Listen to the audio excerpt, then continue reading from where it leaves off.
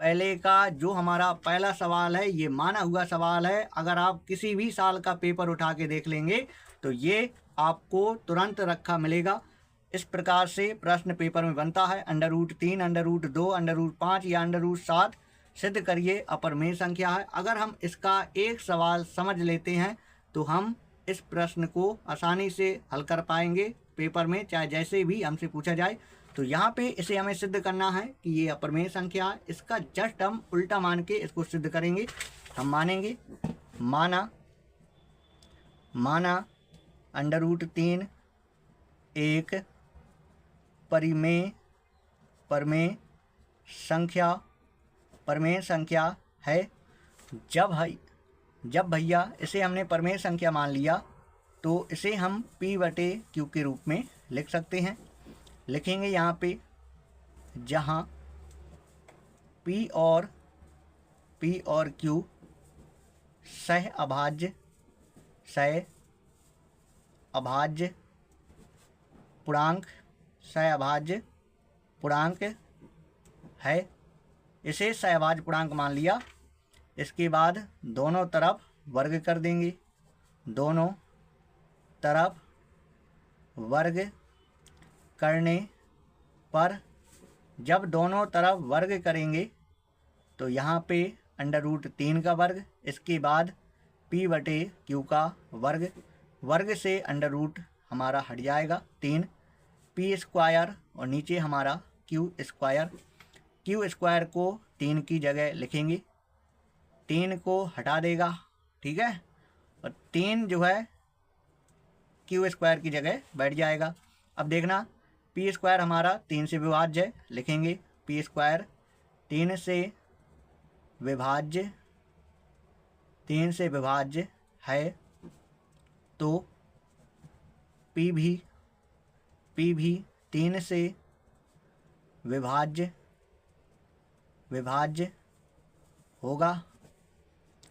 यानी P का एक गुणनखंड हमारा 3 होगा तो 3m मान लेंगे P को। यह हमने माना लिखा। अब इसे समीकरण 1 बना देंगे और P की जगह 3m लिख देंगे। तो यहाँ पे देखिए Q², यहाँ पे Q² है, P की जगह 3m लिख देंगे और वर्ग, और नीचे हमारा 3। अब देखना Q² 3m का वर्ग 9m², नीचे 3 से भाग, 3 त्रिका 9, Q² बराबर 3m²। अब देखना m² 3 जाएगा इसके नीचे, Q² बटे हो जाएगा 3। अब यहाँ पे देखिए Q² जो ऊपर लिखा है नीचे वाले से विभाज्य लिखना है। Q² 3 से विभाज्य है, Q² 3 से विभाज्य, तो Q भी 3 से विभाज्य होगा, ठीक है। देखिए यहाँ पे P हमारा 3 से विभाज्य है, P हमारा 3 से विभाज्य है, और यहाँ पे Q भी हमारा 3 से विभाज्य है। जब P और Q दोनों 3 से विभाज्य है तो हम कह सकते हैं कि P और Q सहअभाज्य पूर्णांक नहीं है। अगर सहअभाज्य पूर्णांक नहीं है तो फिर ये अपरिमेय संख्या है। समझ गए? तो यही आपको लिखना है। यहाँ पे लिख देंगे तुरंत P, और लिखेंगे चूँकि P और Q दोनों 3 से विभाज्य, दोनों 3 से विभाज्य हैं, इसलिए P और Q